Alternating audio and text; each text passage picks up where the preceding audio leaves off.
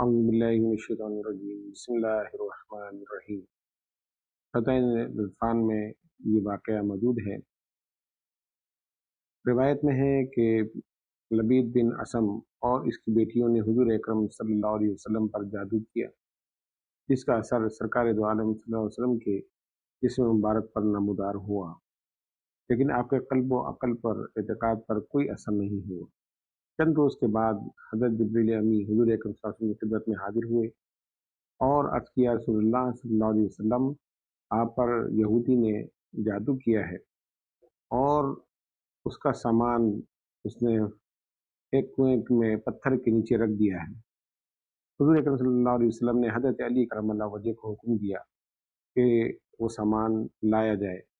حضرت علی کرم اللہ وجہ حضور اکرم صلی اللہ علیہ وسلم کے بتائے ہوئے کنویں پر پہنچے اور اس میں سے پانی نکال کر اس پتھر کے نیچے سے جو سامان نکالا، تو اس میں کھجور کے گھابے یعنی تھیلی میں چند حضور اکرم صلی اللہ علیہ وسلم کے ٹوٹے ہوئے بال اور کنگھی سے ٹوٹے ہوئے بال اور کنگھی کے دندانے بھی موجود تھے۔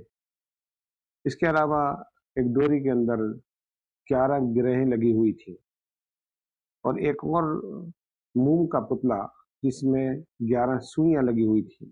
یہ سب سامان اس پتھر کے نیچے رکھا ہوا تھا۔ حضرت علی کرم اللہ وجہ نے وہ تمام سامان لا کر حضور کی خدمت میں پیش کر دیا۔ حضور اکرم صلی اللہ علیہ وسلم کے سامنے جب یہ پیش کیا گیا تو اس کے بعد دونوں صورتیں یعنی سورہ فلق اور سورہ ناس نازل ہوئیں۔ ان دونوں صورتوں میں 11 آیتیں ہیں اور جب یہ پڑھی گئیں تو 11 کی 11 گرہیں کھلتی چلی گئی، یہاں تک کہ سب گرہیں کھل گئیں اور حضور اکرم صلی اللہ علیہ وسلم مکمل شفا یاب ہو گئے۔ یہ واقعہ تفسیر خزائن العرفان میں موجود ہے۔ وہ تمام چیزیں جن پر جادو کیا گیا تھا ان کو زمین میں دفن کر دیا گیا۔ میرے بزرگوں اور دوستوں، تعویذات اور عملیات جس میں کوئی لفظ کفر یا شرک کا نہ ہو تو وہ جائز ہے، وہ ہم لے سکتے ہیں، وہ تعویذات ہم پہن سکتے ہیں، اس میں کوئی حرج نہیں ہے۔ بخاری شریف کی حدیث مبارکہ کہ حضور اکرم صلی اللہ علیہ وسلم جب رات کو سونے کے لیے بستر پر جاتے تو اپنے دونوں ہاتھوں کو جمع کر کر سورہ قل هو اللہ کی تلاوت کرتے۔ اس کے بعد آپ سورہ فلق اور سورہ ناس کی تلاوت فرمایا کرتے۔ اس کے بعد اپنے دونوں ہاتھوں پر دم کر کر پورے جسم پر یہ دونوں ہاتھ پھیر لیا کرتے تھے تاکہ اس سے تمام بیماریوں سے بچا جا سکے اور جادو ٹونے سے محفوظ رہا جا سکے۔ اگر ہم یہ عمل روزانہ کریں تو ہم بھی ان تمام چیزوں سے بچ سکتے ہیں۔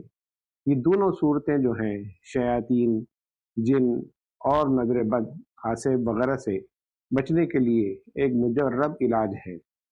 اس کو پڑھ کر پانی پہ دم کر کر اگر مریض کو پلایا جائے تو اللہ تبارک و تعالیٰ اس کو بیماری سے شفا عطا فرماتا ہے۔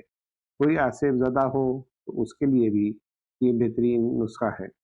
جادو ٹونے سے بچنے کے لیے یہ دو صورتیں بہترین مجرب علاج ہمارے پاس موجود ہے۔ نبی کریم صلی اللہ علیہ وسلم کی حدیث مبارکہ کے مطابق اگر ہم اس کو اپنے معمول میں رکھیں گے تو یقیناً ہم ان برائیات سے اور ان تمام چیزوں سے محفوظ رہ سکتے ہیں۔ اللہ تبارک و تعالی ہمیں قرآن کو پڑھنے، اس کو سمجھنے اور اس پر عمل کی توفیق عطا فرمائے۔